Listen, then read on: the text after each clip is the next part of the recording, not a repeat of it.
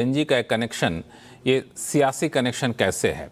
अलग अलग बातें निकल कर सामने आई, लेकिन पिछले 45 मिनट से जो चर्चा हुई, दरअसल जो मैं सुनना चाह रहा था, कुछ हद तक बातों से हम लोग अलग होते गए, लेकिन मेरा मूल सवाल अभी वहीं का वहीं बना हुआ है कि जेनजी की जो समस्याएं थी अब एक प्लेटफॉर्म तले सामने निकल कर आई, सब एकजुट तो हो गए, लेकिन ये सिर्फ जेनजी तक नहीं रहेगी। इस समस्या का आगे चल के आपको राजनीतिकरण अभी से हो ही गया, लेकिन राजनीतिक रूप से भी काफ़ी अहमियत रखता है। विशाल लोढ़ी साहब, जो सवाल बीजेपी से पूछा जा रहा है वही सवाल आपसे ही पूछा जाएगा। और जो मोहन भागवत जी का जो इंटरव्यू कर रहे थे, उन्होंने बड़ी अच्छी बात कही कि मैं तो वहाँ तख्त लेके खड़ा था, ना तो बीजेपी ना तो सीजेपी, मतलब हमारी जो समस्या है उसको दूर करिए, हमें पार्टी से मतलब नहीं है। जब आप चुनाव में जाएंगे या फिर जिन राज्यों में आपकी सरकार है वहाँ भी तो यही सवाल उठ खड़े होंगे, कैसे निपटेंगे उनसे? देखिए लक्ष्मण जी, कि जहां तक देश के युवाओं की बात है, माननीय राहुल गांधी जी ने पूरे देश में लगातार, आज से नहीं कई वर्षों से, जब से वो राजनीतिक जीवन में, युवाओं के मुद्दे को उठाते हैं। आज सबसे बड़ी युवाओं के सामने समस्या क्या है? गिरती हुई जो आज शिक्षा प्रणाली है, उसको आप ध्यान से देखिए। महंगी शिक्षा कहाँ इतनी महंगी होती चली आ रही है।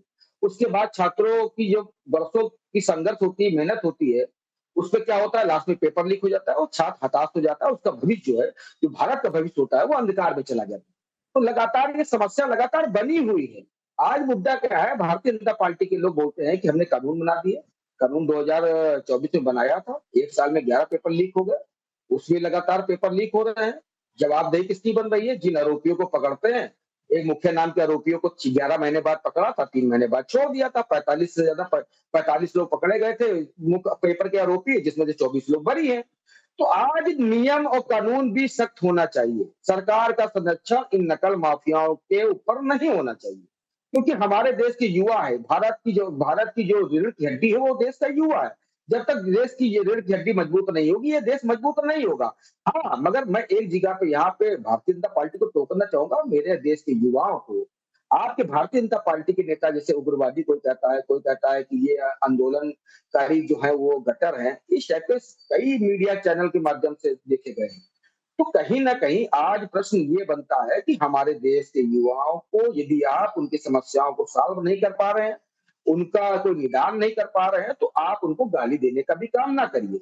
और बात रही मोहन भागवत जी की, मोहन भागवत जी, भाई यदि आज आपको देश के युवाओं से बात करने की जरूरत पड़ गई, तो आपको बहुत सारे सवालों पे भी आपको बात करना चाहिए था। आपको चंदा चोरी पे भी बात करना चाहिए था, समाज के सामने, देश के सामने आना चाहिए था।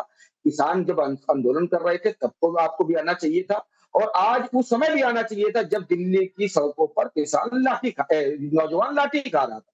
खुद आरएसएस के जो अतुल लीने हैं, जो इनके से मुद्दा से हम लोग नहीं सरकार भटकेंगे वाहक विशाल जी, हैं, मुद्दा से हम लोग नहीं उन्होंने क्या भटकेंगे। बोला? नहीं, हम लोग मुद्दे पर नहीं, रहते हैं, बिल्कुल मुद्दे पर लक्ष्मण जी, एक रहते हैं बात हो जाए, क्योंकि क्योंकि आरएसएस की बात है, लक्ष्मण जी, आरएसएस की बात है, एक लाइन हो जाने दीजिए। उन्होंने क्या बोला?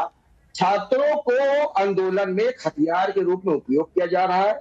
ये छात्र आंदोलन नहीं, ये भारत के लोकतंत्र का विरोध है। तो कहीं ना कहीं आज आरएसएस को अपनी नीयत साफ करनी पड़ेगी कि वो भारतीय जनता पार्टी के साथ है, कि भारत देश के युवाओं के साथ रहे, कि भारत के भविष्य के साथ है।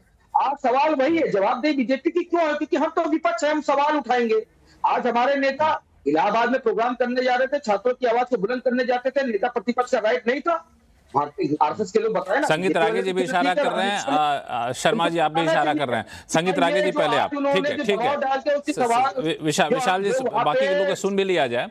आपकी बात हम लोगों ने बखूबी सुन ली, अब बाकी लोगों को सुन लिया जाए। संगीत रागे जी संक्षिप्त में, फिर विजय शर्मा साहब के पास आऊंगा। देखिए, राष्ट्रीय स्वयंसेवक आज से नहीं, युवा नाम का एक संगठन है जो विश्वविद्यालयों में काम करता है। राष्ट्रीय स्वयंसेवक संघ का एक अनुषांगिक प्रकल्प है जो देश के सभी विश्वविद्यालयों में, सभी महाविद्यालयों में युवा नाम के एक संगठन के तौर पे काम करता है। ये अखिल भारतीय विद्यार्थी परिषद से अलग है। राष्ट्रीय स्वयंसेवक संघ इसका पालक है, मॉनिटरिंग करता है। तो राष्ट्रीय स्वयंसेवक संघ युवाओं के साथ, छात्रों के संवाद आज इस आंदोलन से नहीं निकला है, बहुत पहले से हो रहा है, शायद जानकारी का अभाव है।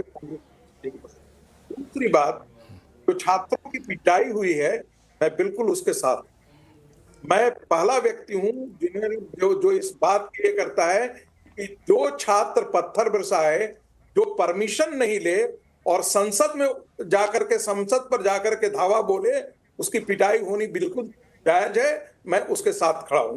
तीसरी बात जो शिव खेड़ा जी ने कहा है, एमनेस्टी इंटरनेशनल, ये सब धंधेबाज ऑर्गेनाइजेशन है। और मैं बहुत ये गंभीरता से, मैं ऑस्ट्रेलिया में था और मुझसे कहा डेमोक्रेसी इंटरनेशनल कहा है, सॉरी ट्रांसपेरेंसी इंटरनेशनल, और एक अमेरिका, एक बार मैं सेमिनार के सिलसिले में ऑस्ट्रेलिया गया था, 2018 की बात है। डेमोक्रेसी में पायदान में बांग्लादेश से भी भारत नीचे है। मैंने कहा आपको कहां से जानकारी? अखबार की कतरनों से हमने निकाला है। तो ये उनका स्तर होता है। ये वेस्टर्न डिस्कोर्स में हमको बिल्कुल ही नहीं पढ़ना चाहिए। और मैं तो इसको रत्ती भर भी इसको जिसको तवज्जो देने की बात होती है तो मैं बिल्कुल ही नहीं देता है। ये उनके राजनीतिक एजेंडे का हिस्सा होता है, जिसकी बात शिव खेड़ा साहब कुछ ऐड करेंगे? ठीक है सर, समय चूंकि कम है, हमें बाकी लोगों को 10 सेकंड में शिव खेड़ा साहब कुछ 10 सेकंड में अपनी बिल्कुल बात समय करूंगा। यदि कोई आंदोलन में आकर के कहे कि 370 खत्म हो गया, उमर खालिद जेल में क्यों है, नक्सलवाद को खत्म कर, एक मिनट की बात है, समझने में कोई गुरेज नहीं होने चाहिए कि ये आंदोलनकारी की नीयत क्या थी, इनके विचारधारा क्या थे। इनका छात्र आंदोलन से कोई, इनको डंडे से पिटाई हुई, मैं बिल्कुल उसके साथ खड़ा हूं। विशाल जी 15 सेकंड, विशाल जी 15 सेकंड, यदि जो छात्र थे, यदि छात्र के प्रति सरकार इतनी जागरूक होती तो आज ये बर्बरता जो लाठीचार्ज हुई है, सरकार को जवाब देने की ही नौबत न पड़ती। और छात्र आंदोलन में किसका नुकसान, ठीक है, आपकी बात हो गई, नहीं हो रहा था, कांग्रेस का नहीं हो रहा था, किसी का नहीं हो रहा। भारतीय जनता पार्टी के लोग थे जिन्होंने इस आंदोलन को बदनाम करने के लिए देश विरोधी नारे लगाए, धर्म विरोधी नारे लगाए। और आज वही लोग जो थे जिन्होंने खोलने का काम किया। हो हाँ, प्रियंका जी कुछ आप बोलना चाह रहे जल्दी से? जी लक्ष्मण जी, मैं तो ये कहती हूँ देश के अंदर आज 1 लाख से ज्यादा स्कूल बंद होने के कगार पे हैं सरकारी। छोटे छोटे जो आपके जेन अल्फा है, आपको जानकारी नहीं है। शिव खेड़ा जी आप भी ठीक है समझ। शिव खेड़ा जी 10 सेकंड में जवाब दिए, फिर मैं विजय शर्मा जी के पास जाऊंगा। शिव खेड़ा जी बाकी लोग को शांत करिए, शिव खेड़ा जी को सुना दीजिए। शिव खेड़ा जी।